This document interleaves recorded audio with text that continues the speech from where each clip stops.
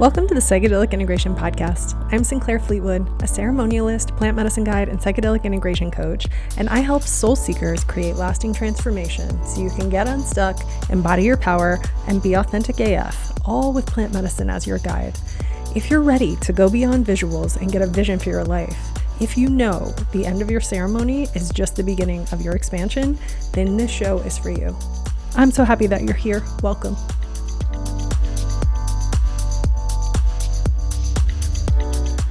Hello family, welcome to the show. I'm Sinclair. So happy to be here with you today.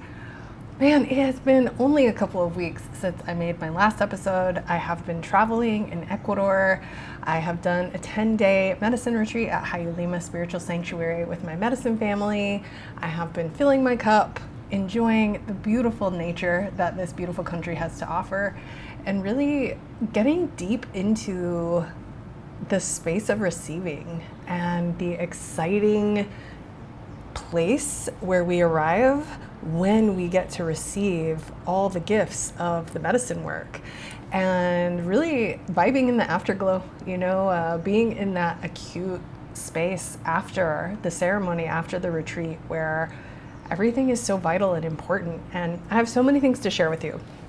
So number one, we have such an exciting thing happening. My team and I, in collaboration with this community, have started a fundraiser, a fund called the Healing Tiger Community Fund. And this is a scholarship fund for Asheville area residents to receive a spot in our 4-day residence retreats, plus 6 months of integration support inside of Nest.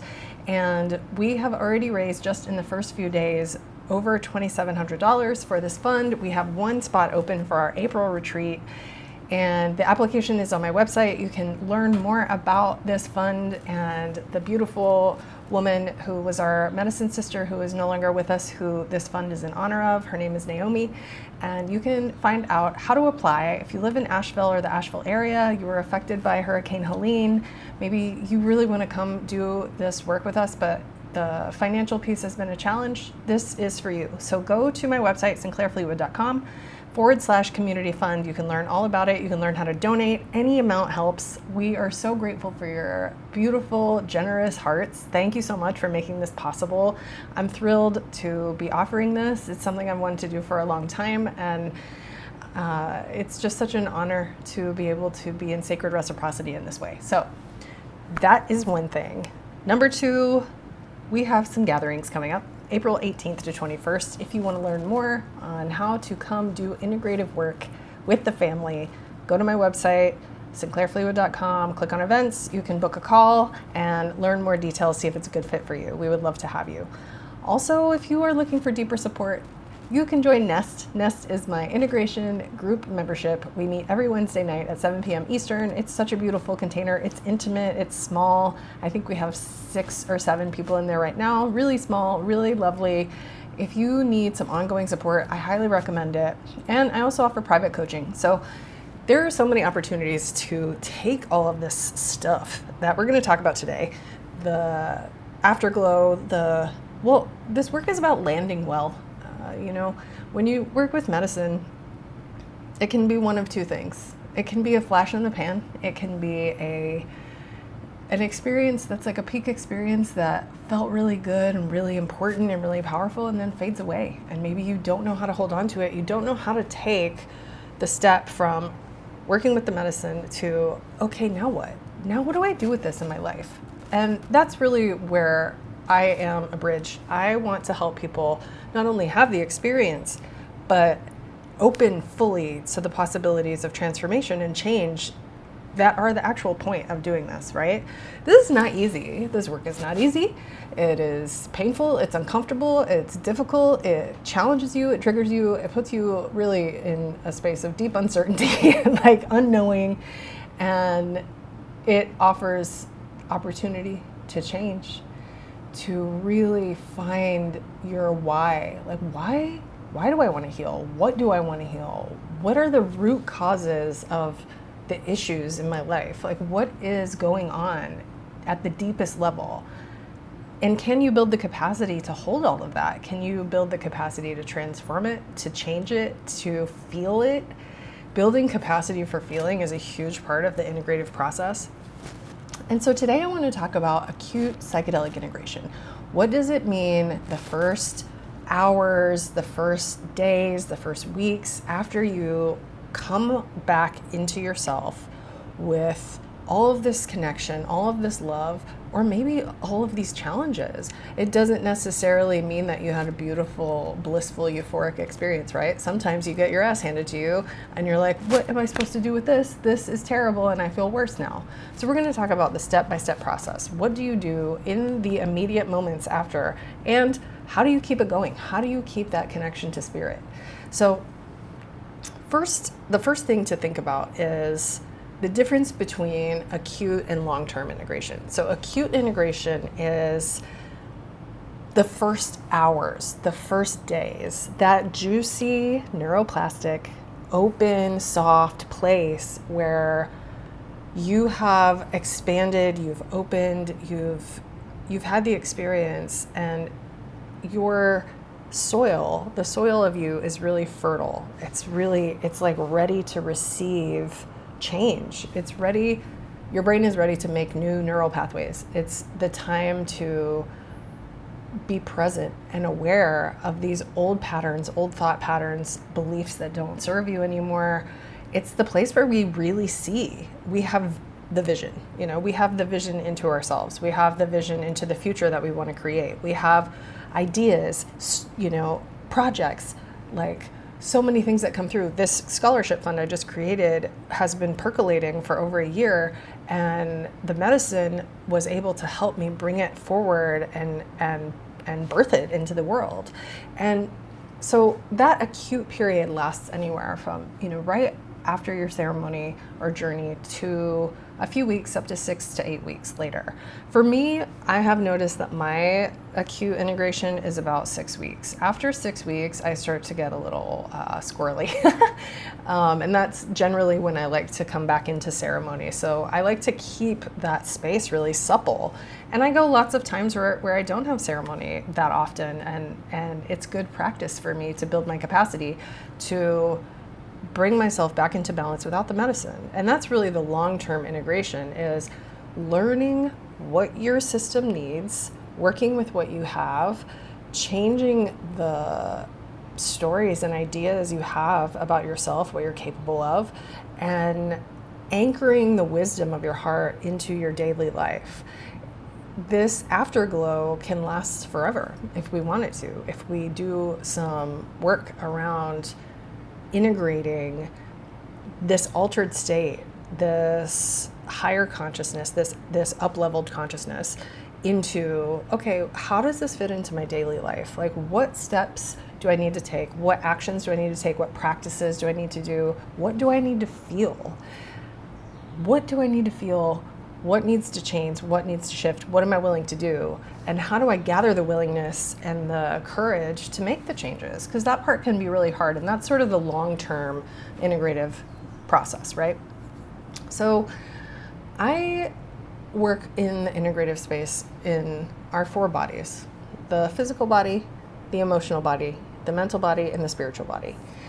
Our goal in integration is to decompartmentalize, to integrate, that's what the word means, to bring all of those parts into coherence, to stabilize your energy and raise it up, to give you all of the necessary resources, tools, skills, beliefs, and power to do what it is that you came here to do in this life, right?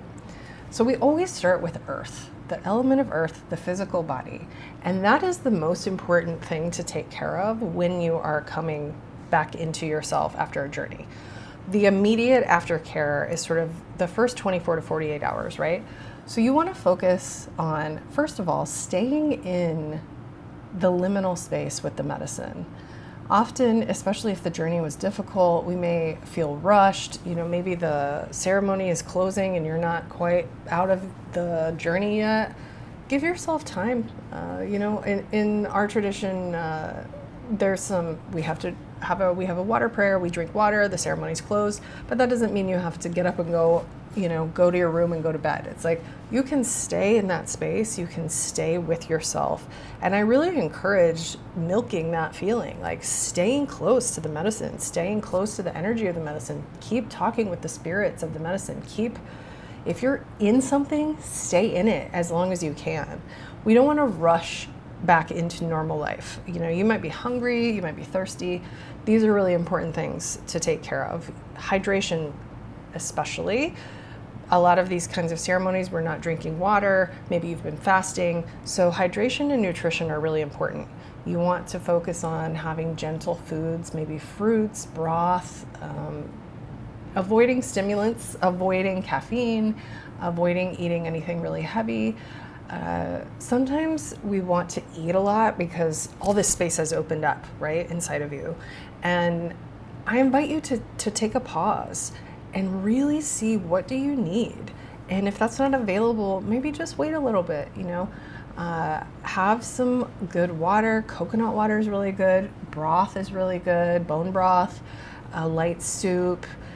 One of my favorite things that I have realized in the last year that I love to eat after ceremony is like bread and butter. Especially after a San Pedro ceremony, I want to eat a piece of toast with butter, and sometimes that's all I can eat. And I realized over some time I have evolved and changed, and I used to need to eat more after the ceremony, but as I have started to understand my process more, I realize food is not what I'm needing. What I am needing is to sit with the emptiness, the openness.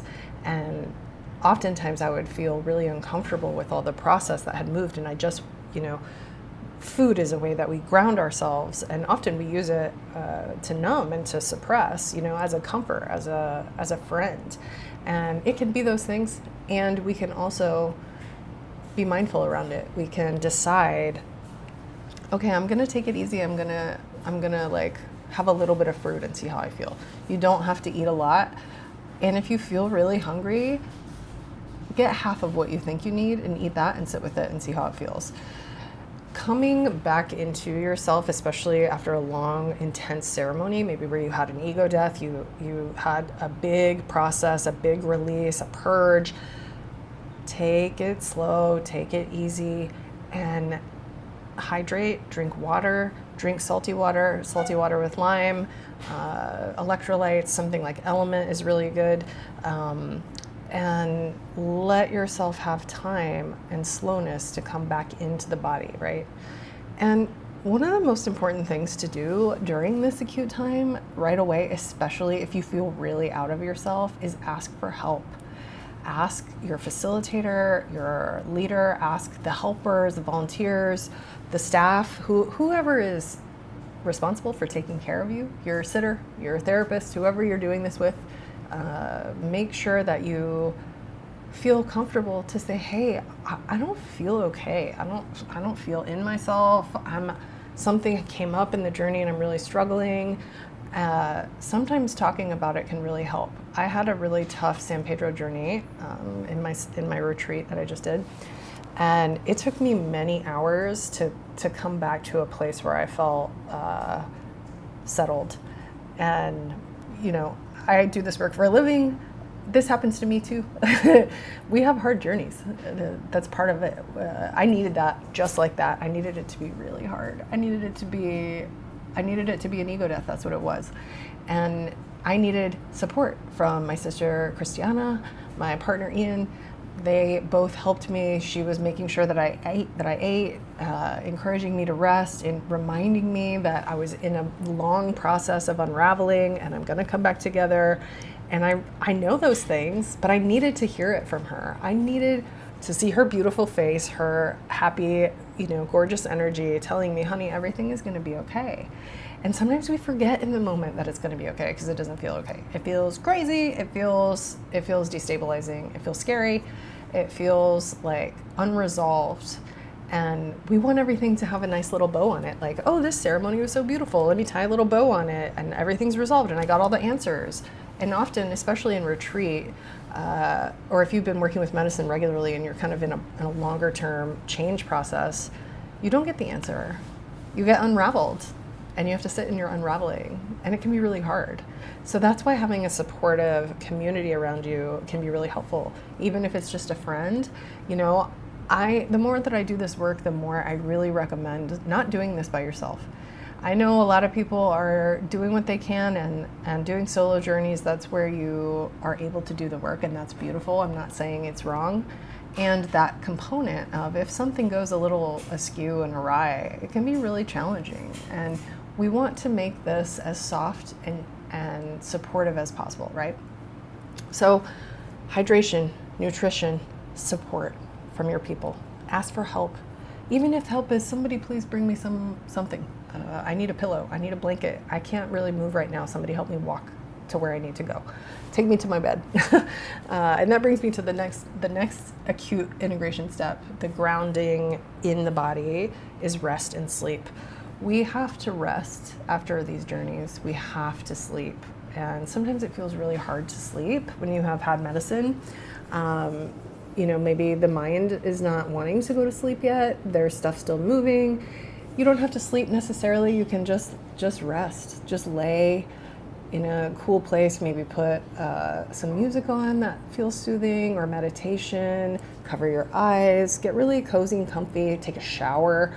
Taking a shower is non-negotiable. Please, family, take a shower after your journey. Take a bath, something that brings you back into the body, that feels really nourishing and soft.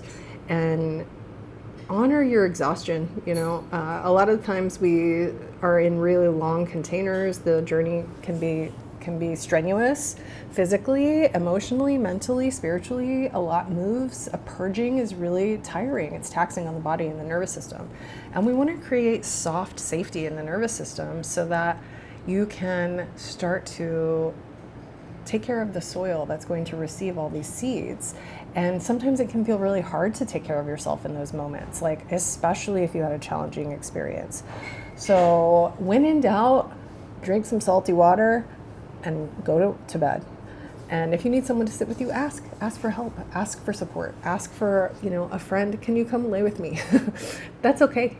Maybe you have a pet that you can lay with. Maybe you have a favorite podcast or a favorite show or something that's not going to take your attention out, but just give you something soothing. I really recommend meditations for this, because you want something that's going to keep you in that liminal space and be soft. We don't want to watch something violent, or you don't want to get on your phone, you know, really keeping this space sacred, because this afterglow is a sacred window, and it's a sacred container for you to be with the medicine in a way where everything is mixing and everything is coming up and everything is settling. And it's a really special, beautiful time. And sometimes it's hard too, and that's okay. It can be whatever it is for you, and you don't have to have any judgments about it. There's no doing it wrong. However it is for you is just fine. Something else that might feel supportive is movement, gentle movement, slow walk in nature. You know, go lay in the grass somewhere, like hug a tree, spend some time by some moving water, some animals, doing a little bit of yoga nidra, some stretching to reconnect with the body, just to really see, like, okay, how do I feel? What do I need, and how do I feel? And that's one of the hardest parts of this, I think, is identifying your needs, because so many of us are in a place where we don't know what we need, and we don't know how to identify what we need. We don't know how to ask for it. We're really good at taking care of other people's needs, but acknowledging that you have a need and you need something, and maybe what you need is to be alone, or what you need is to be with people. It's important to give that a voice, right? And to let yourself move slowly through this period. There's no rush to get back into the body. There's no rush to get back into normal life. We want to think of this as an off-ramp back into normal life. And one of the best ways to ensure that all of this is possible is to start beforehand, right? So integration and preparation are the same thing. Preparation is part of integration. So ensuring that you have all of these resources and understand all of this in the beginning, before you ever do the journey or retreat, is crucial. Because if you are in a soft, soothing environment, and maybe that's just your room or your bed where you're staying, if you're at a retreat, or it's your home, creating a soothing environment, soft lighting, music that you like, cozy spaces, your favorite clothes, your favorite blankets, pillows, things like that, candles, incense, things, even sacred items that bring you safety and comfort. Limiting overstimulation, which really means do not get on social media. You don't need to have intense conversations about what happened if you don't feel like it. Sometimes that's supportive. Sometimes you do need that. But giving yourself unconditional permission to ask for what you need, to identify what you need, and to receive it without apology. That is a really important part of this acute integration work. So that's sort of the first 24 hours. It's like 24 to 48. You're going to be really focusing on the body, taking care, being slow, eating well, resting, taking a good hot shower, feeling clean, spending time in nature, doing really soft stuff.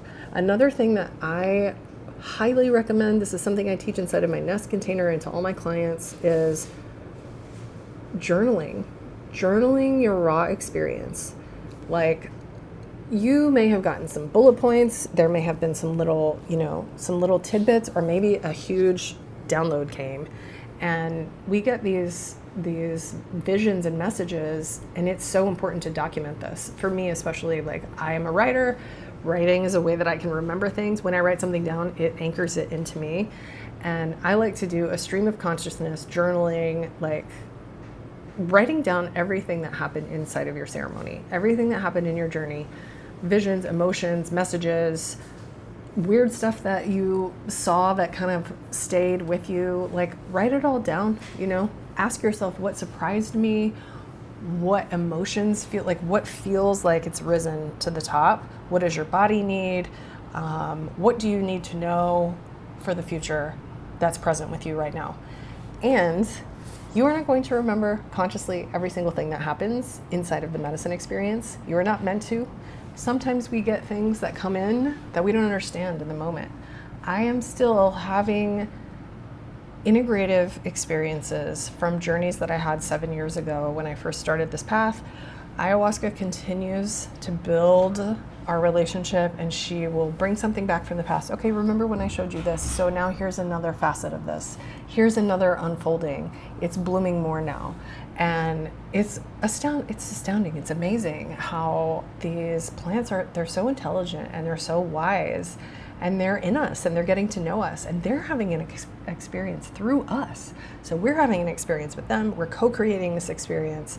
And I believe that they come in, they are activating our DNA. They're activating the light inside of us. They're activating our cells. They're cleaning, they're healing, they're changing, they're rewiring. They're doing all of this really deep, organic work in the body and in the mind, opening the way for our emotional system to work as it's supposed to, opening the way for us to feel, deeply feel, and giving us the strength to feel, giving us the capacity to feel.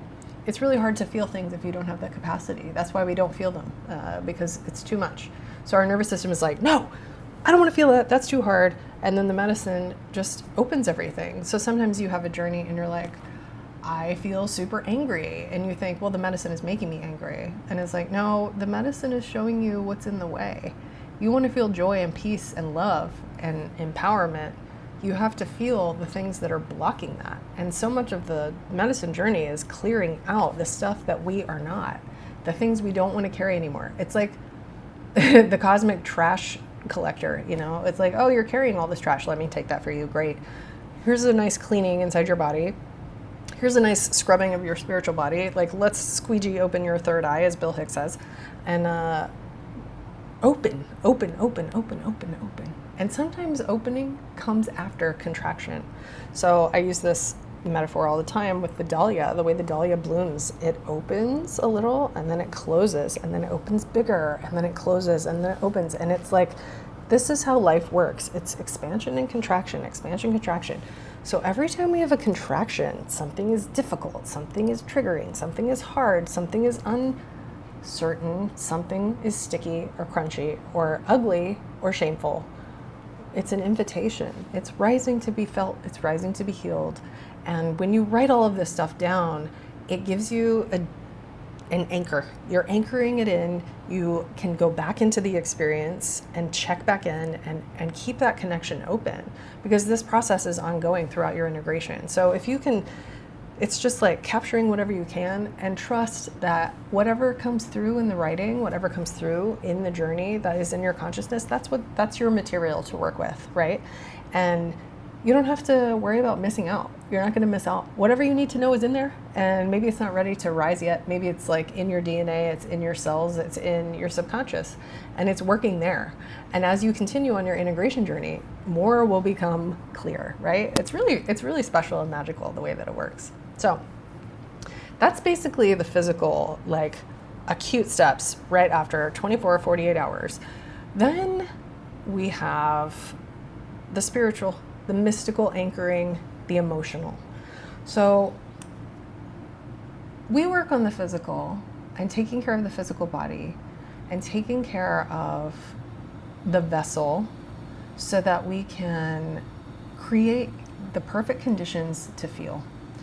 We want to feel empowered to feel our emotions. We want to feel empowered to feel our heart wisdom, to trust our intuition, to trust our emotions, to trust that your experience is valid and correct, and to turn inward, to start looking in instead of, I need all these things outside of myself to be different. We turn inward, and inward is where all the emotions are. It's where all your power is. And often our wounds and our power are in the same place. So we get taken into the excavation, we get taken into the cave, the darkness of ourselves, the shadow, the mystery, we call it. And inside of that is a treasure. And often it feels like suffering, it feels like pain, it feels like sorrow, shame, grief, unworthiness, all the things that we don't like about ourselves that we try to hide. The medicine is coming in and turning on the light. It's like, yes, all of this is here. Look at it, feel it, and you get to alchemize this. And here is a treasure box inside of this. And this is where your power is. And transforming this suffering and pain and shame and all of these things that we don't like, trauma, is how you change. It's how you become an empowered, healed, balanced, beautiful expression of light. And the emotional piece, sometimes we can feel some of it in the ceremony, and sometimes you can feel the emotions bubbling up in the first few days. So make time to feel. Make time to feel. Create spaces, safe spaces for yourself to feel. This may look like integration circles. It may look like movement. It may look like different ways of moving energy. Maybe you feel some sacred, righteous anger.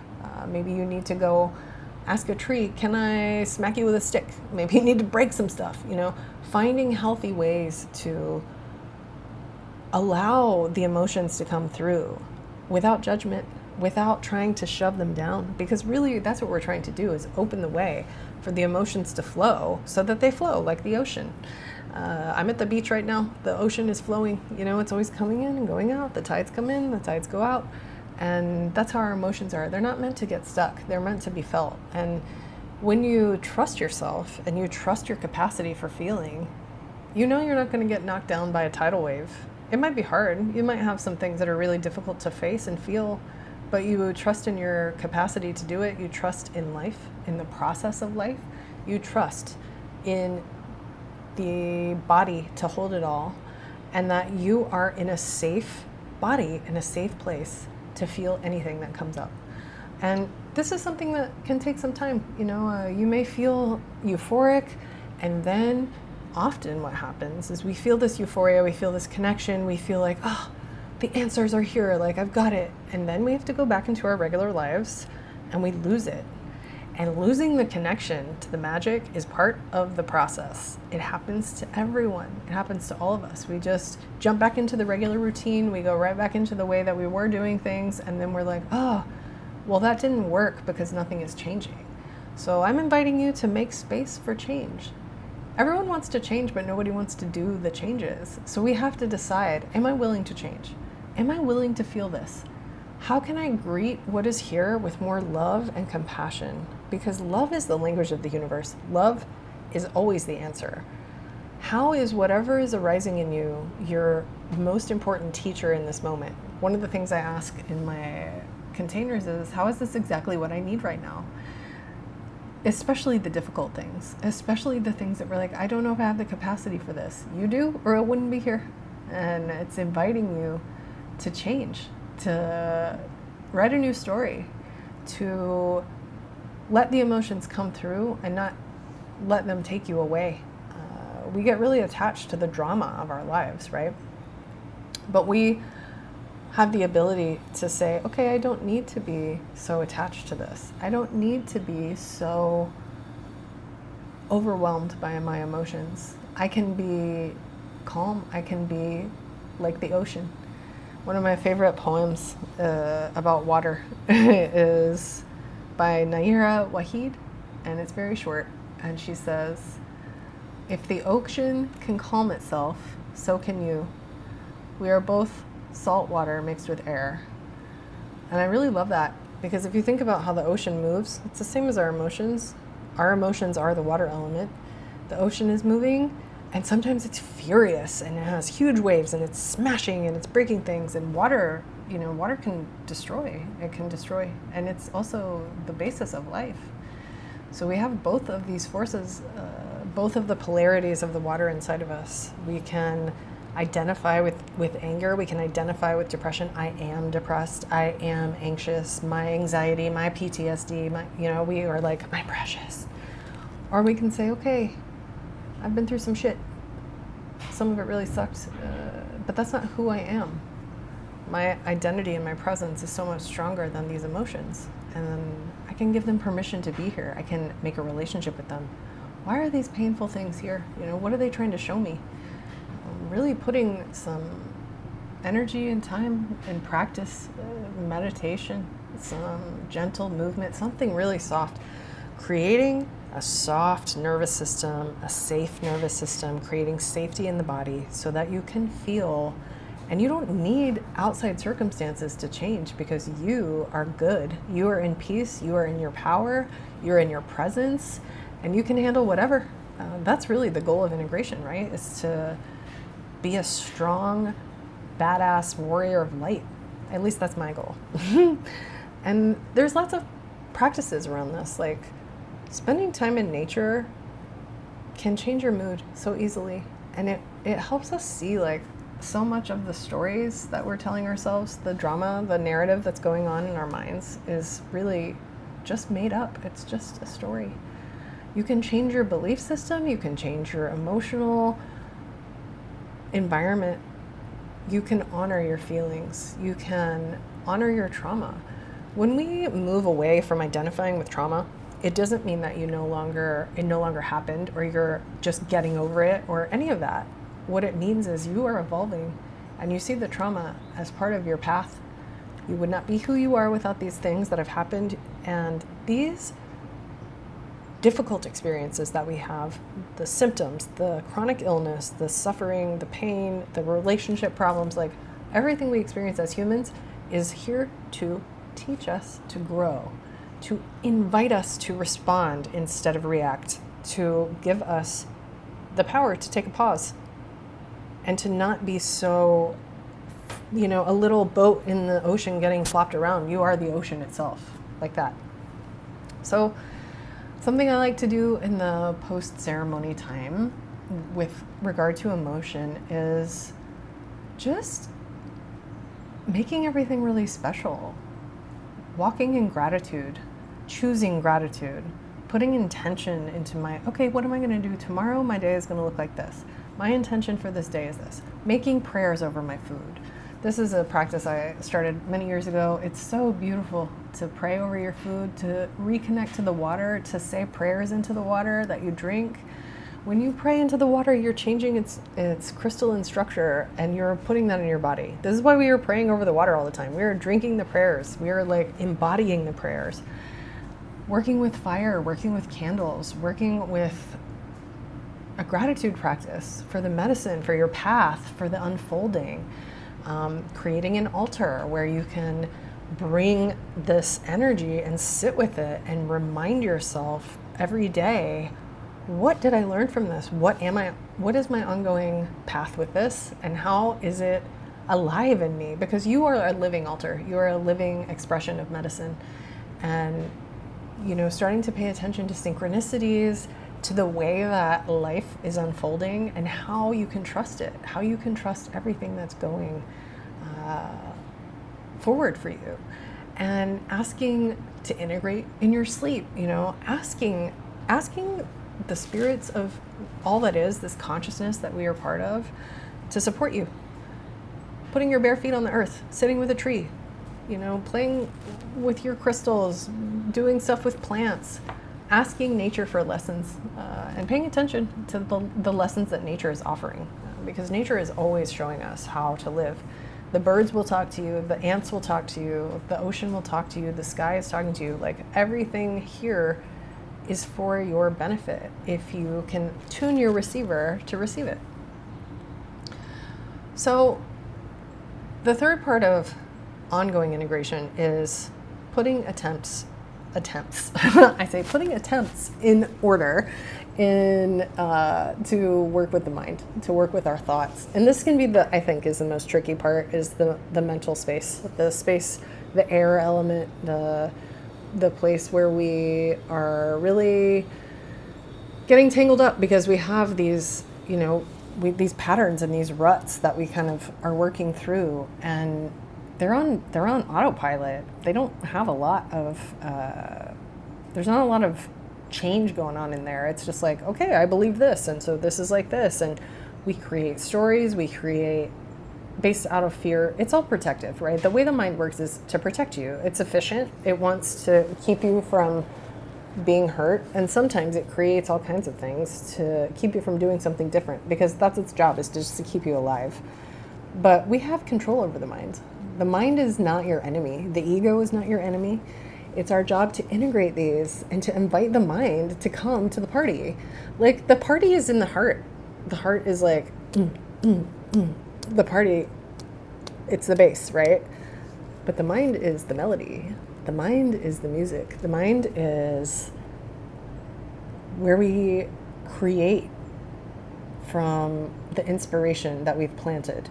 So you can think about the physical body as like the earth, the garden, the soil. And you want to have really good soil. You want to have really good nutrients for the mind, for the heart, for the spirit. And that's how we take care of our body. Our body's in a good way. So then all this stuff that comes in has a good home to land in. It's like, you don't want to plant your most perfect, beautiful seeds in like old, dirty soil full of bugs that doesn't have any nutrients in it, right? You want juicy soil. So we take care of the body, and then we invite the emotions in. That's the water. The water is the emotional body. So we have a moist, well-felt soil, so juicy, it's ready to receive the seeds. And the seeds are coming from the mind. So the mind is like, what old story is ready to dissolve? What beliefs do I want to let go of that I no longer are serving me? What realizations did you have? How do you want to feel about yourself? What is actually true about you? Where can you soften? How can you soften? How can you bring in compassion and love? And noticing these thought patterns that you have. Maybe they're self-critical, maybe they're people-pleasing or perfectionism or overachiever, all the ways that we think we need to be that are not actually authentic. The mind is kind of running those programs. And so a lot of the work in the integration space is deprogramming the thoughts that we don't agree with. And it's really weird when you start to realize, like, not every thought I have is true, and I actually don't have to agree with my thoughts, and I can actually change them, and I can decide something else and put that in place instead. And it takes time, it takes time. I talk about doing meditation. Meditation is super beautiful because it teaches you to have space. It teaches you to pause. It teaches you to detach from the autopilot mode of the mind programming, basically. And it also invites you to have creative space and let there be space for ideas to come in from spirit. Like, if we're constantly outputting and talking and processing and talking and trying to figure out and taking in information and reading books and all this stuff, there's no room for spirit to surprise you. We have to create that space. So when you open a container inside yourself in meditation, all the things that want to come up from the subconscious come. Spirit is putting things in, things are coming through, and then you're like, oh, I'm in a fertile place to receive this. Amazing. So meditation, I think, is the most powerful way to work with the mind. And it's not the only way. Breath work is really good. Dance is really good. Getting into the body creates a calm mind. Getting body work really helps. I love getting body work after retreat because it helps me be present in myself instead of getting spun out in the mind, right? You want to support your mind by creating routine, creating gratitude practice. Maybe you're making prayers every day, you're meditating, you have some kind of movement. All of these things are supporting the mind, the body, the emotions, the spirit. For me, I'm like one of those dogs that you need to run around. Like if I don't have a physical movement, a lot of my emotion gets stuck and I can't really feel it. I notice, like, if I don't work out or I'm not walking or I'm not doing yoga or I'm not dancing or something, swimming, I have a really hard time. It's easy for me to get like clogged with emotion that gets stuck in my body. And that's just how it works for me. So you get to go through this journey with yourself and figure out, how does this work for me? Focusing on the body, the heart, the mind, and the spirit, right? And learning how to share about your experience and connect with others on the path and have support without oversharing, without depleting the magic of what is just between you and spirit.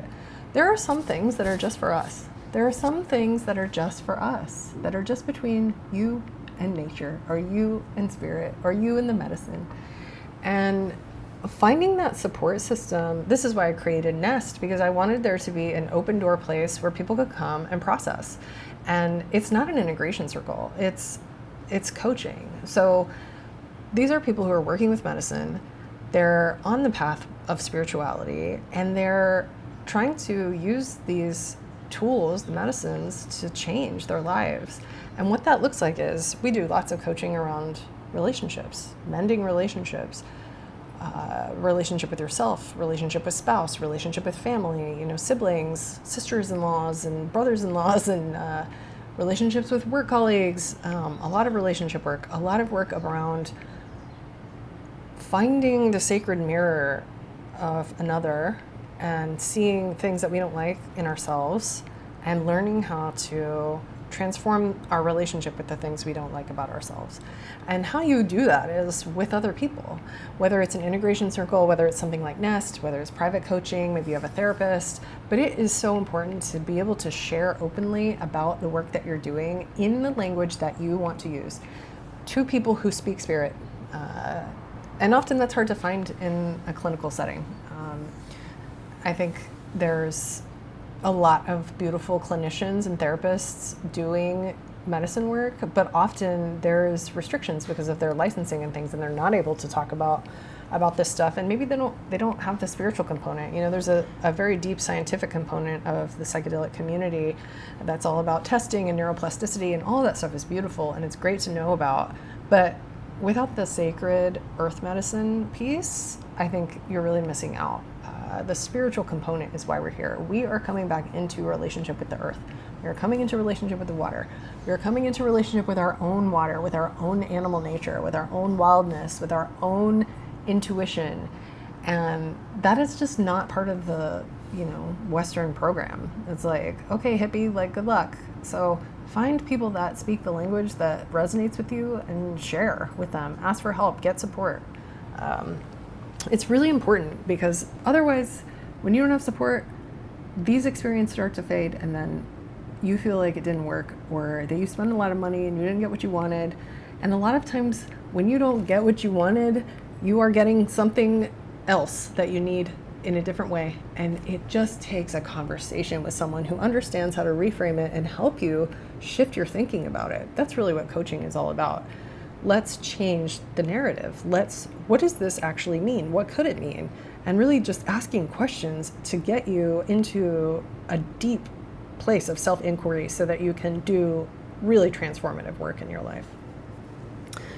And if you feel after a journey that you are not coming back, you're dissociated, you are feeling trauma reactivate that's not being resolved, these are really important times, like red flags to get serious support. This work can be really destabilizing. So if you are feeling those kind of ways, ask for help. So the last thing to work on is your spiritual journey. And this is just a lifelong journey. We're on a lifelong journey to enjoy your life, to enjoy the expression of spirit that is you, and to invite more authenticity and more realness and more fun and more. Can you be more? Can you open more? Can you be more patient? Can you be more kind? Can you be more soft? Can you be more understanding? Can you be more gentle? Can you be more strong? Can you stand firm in your boundaries? Can you be more loving? Can you be more sweet? Can you be more curious and childlike? Can you give more permission to yourself to be how you are, not in the ways that you think you're supposed to be, but the way that you really are? And can you let that be beautiful? Can it be exciting and delicious and yummy and juicy and exactly right? So often, so many people are coming into this work because they've been told that how they are is wrong. And what if I told you that how you are is exactly right? And your job is to work with what you have. Instead of, I need to change, I need to be different. You're like, this is how I am. How can I work with these gifts that I have? Maybe the diagnosis you received is actually an asset. The pain that you have suffered through is your source of power. Maybe everything happened exactly how it was meant to. These are some of the things to ponder, to change the way that you think and to develop a worldview and a belief system that feels good to you, and to tell everything else that doesn't feel good to you to fuck off.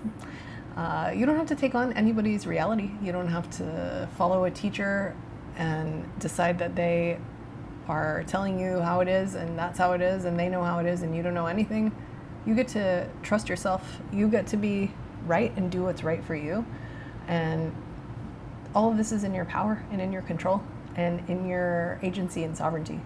So taking care of these parts of ourselves as we're moving through the integrative process and watching what happens. Maybe you see a few weeks have gone by, you're like, oh, I'm really missing that feeling I was feeling with the medicine. Like, I can feel that it's not present. Like, I'm feeling really constricted and disconnected, and I feel kind of how I felt before. That's your cue to do some deeper work. That's your cue to journal. That's your cue to meditate. It's your cue to sit with nature, have a little ceremony, have a ritual, get a glass of water and make some prayers to it, get some tobacco and pray with it. Open the door when you notice that it's closed. And then, for me, I'm like, well, I need to have medicine every 6 weeks or so because it keeps me humble. It keeps me centered, and it keeps me connected to the most beautiful parts of myself. And it keeps me from getting clogged up with trash that doesn't need to be there. And sometimes I don't have medicine that often, and that's okay too. It's not a necessity. It's something I like. And it's good to notice this about yourself. So you get to witness yourself in this expansive unfolding and enjoy the ride. There's no destination that you're getting to. The destination is you die and then you do it again. So relax, enjoy, and take good care of yourself in these moments after so that you can create a fertile soil to plant these seeds so that they bloom into flowers. And the flowers are the spirit. Flowers are expression of spirit. It's everything beautiful about life, and it's the thing that seeds the next generation of life inside of us, right? So thank you so much for being here today. I am in Ayampe in Ecuador, so this is my first podcast to be making while I'm traveling. I'm going to be coming back in a couple weeks, And I can't wait to be in retreat with you. I can't wait to share all of the magic that I have gotten from this trip and on this show. And if you want to work with me further, please contact me. My website is sinclairfleetwood.com. And thank you for being here. See you next time, family.